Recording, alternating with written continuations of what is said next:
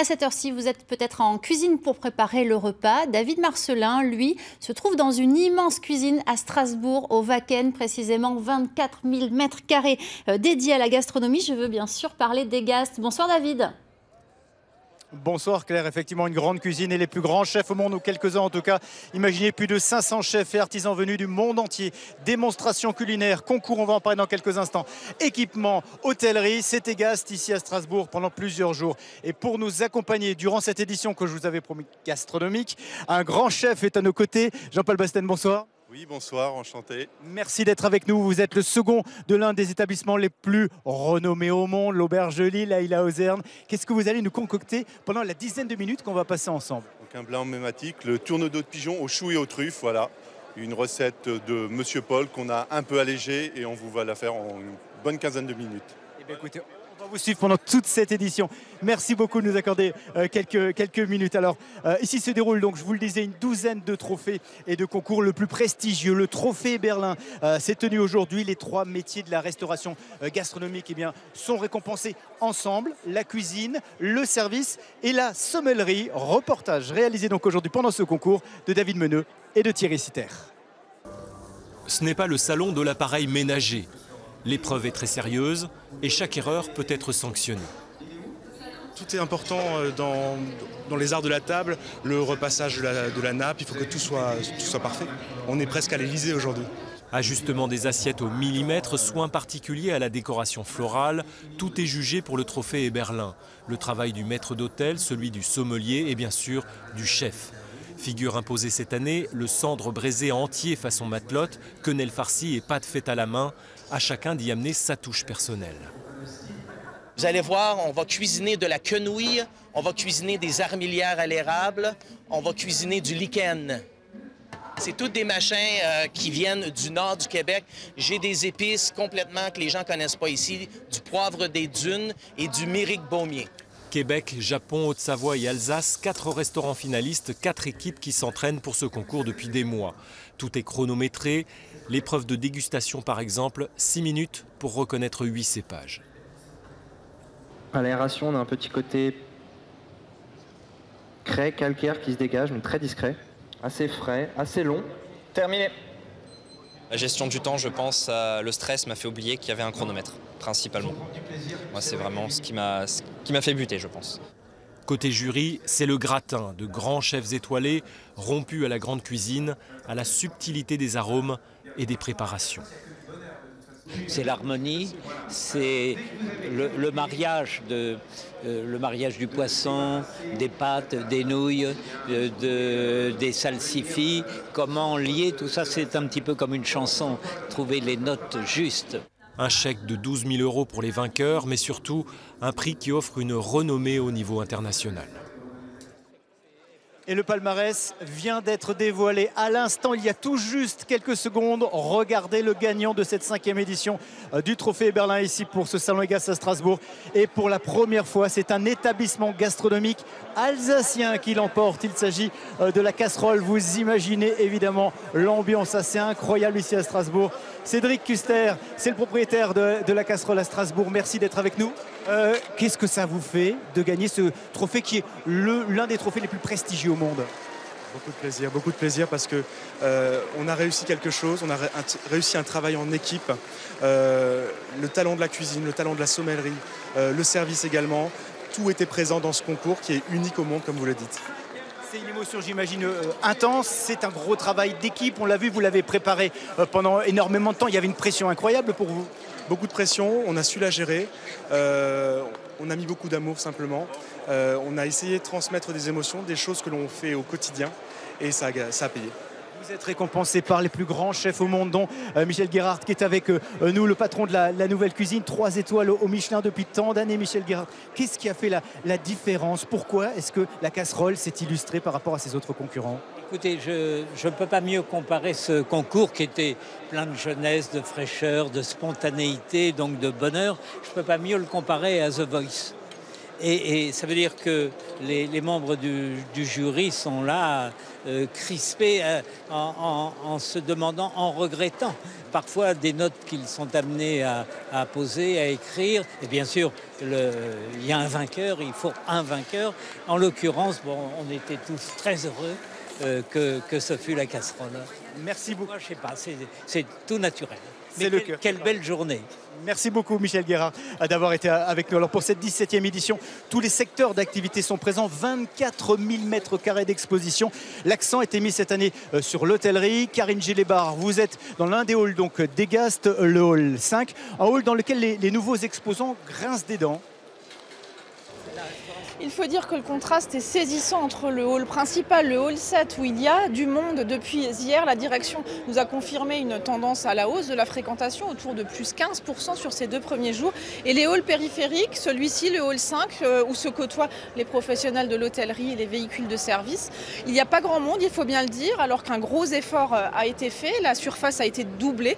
Mais le problème, c'est qu'il faut amener le monde ici. Et c'est ce que dénoncent les exposants. Pas assez de fléchage, pas d'annonce pour inviter les visiteurs à se rendre jusqu'à ce hall 5. Il y a eu aussi un petit problème de chauffage, il a été depuis réglé. Alors message reçu, dit la direction, et il vaut mieux parce que certains exposants menacent déjà de ne pas revenir. Écoutez. Nous, comme vous pouvez voir le stand, c'est un gros investissement. Vous voyez, c'est vide, on est en plein milieu d'après-midi. On vient de faire les salons de Montpellier, de Nice, de Nantes, c'était plein, il y avait du monde ici, on ne comprend pas ce qui se passe. Mais l'investissement est là, c'est un lourd déplacement, c'est fort, et on est hyper déçus. Alors à moins que demain ça se réveille et autres, mais sans fléchage, sans annonce et autres, non, il y a un gros problème sur ce salon. L'implantation du salon par rapport à 2016, puisque nous sommes en biennale, a dû être modifiée pour tenir compte de l'avancement des chantiers d'Archipel. Vous avez pu constater que le Maillon a occupé 50% de notre parking que nous avions. L'entrée était positionnée il y a 2 ans sur l'emprise du chantier actuel, ce qui nous a obligés à revoir la totalité du plan du salon, qui, on l'entend, perturbe aussi bien le visiteur que l'exposant qui ne retrouve pas ses marques. Il y a 2 ans, c'était comme ça. Il y a 3 ans aussi. Pourquoi, ou 4 ans, pourquoi pas aujourd'hui? Et ce gros chantier du quartier des affaires au Wacken va durer encore quelques années. Alors, il va falloir sans doute apporter encore quelques ajustements pour satisfaire les exposants. Merci Karine. Alors une question que vous vous posez sans doute, que trouve-t-on dans les coulisses d'un restaurant étoilé? Quels équipements composent les plus grandes cuisines au monde? Eh bien vous les voyez, des innovations techniques qui vont forcément vous faire rêver, vous qui aimez cuisiner. Reportage d'Olivier Stéphane, accompagné pour les images par Thierry Citer. Zesté, truffé, tamponné, poêlé, poché, pasteurisé. Machine à ficeler, machine à blister. Couper, rogner, émincer, trancher, un peu de place dans la cuisine. Et le tour est joué. Prenez la pomme de terre. Chipser la pomme de terre, puis la mettre à frire. C'est un investissement d'environ 8 000 €. Donc pour vous à la maison, il faudrait avoir beaucoup d'amis pour amortir l'investissement.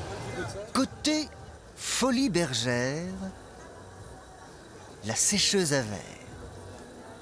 Et pour accompagner le piano, ici, on connaît la musique pour dénicher sur place des raretés. Un frigidaire, un joli scooter, un atomixeur, un Dunlopino, une cuisinière avec un four en verre, des tas de couverts et une pelle à gâteau. Et voilà. C'est une sécheuse à couvert. À l'intérieur, vous avez du maïs qui est chauffé et le maïs chaud a 2 fonctions.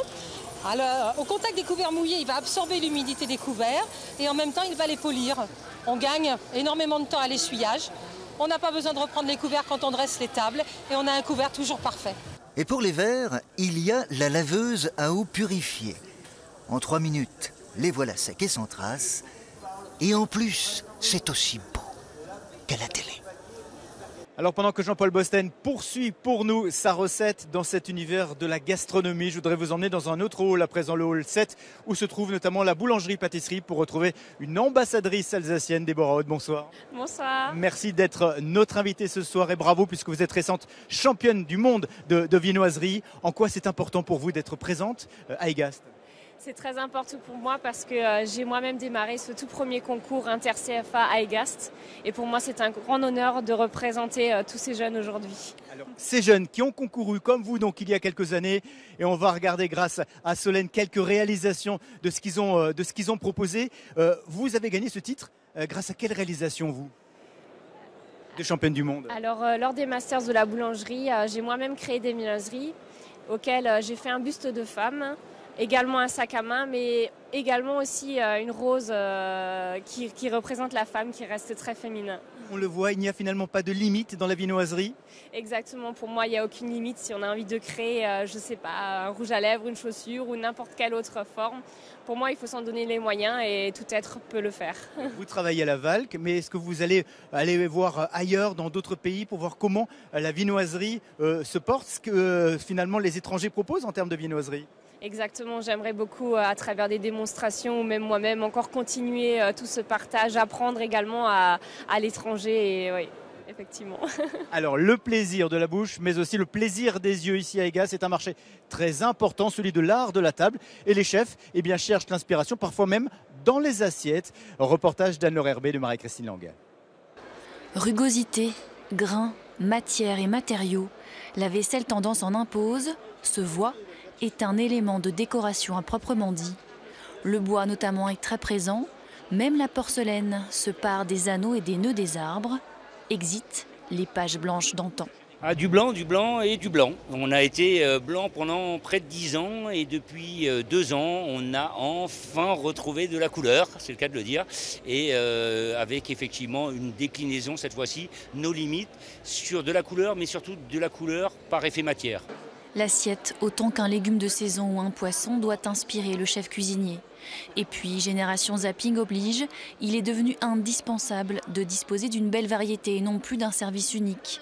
Côté mobilier, si le design industriel tient toujours la corde, les tissus et les velours reviennent en force. Et aujourd'hui, plus que jamais, la décoration compte presque autant que le contenu de l'assiette. Aujourd'hui, il faut d'abord donner aux clients l'envie de rentrer dans le restaurant. Et pour donner cette envie, c'est la devanture, c'est la vitrine, c'est ce qu'on laisse transparaître à travers cette devanture ou cette vitrine, ou ce qu'on volontairement on cache, ça peut être un choix également.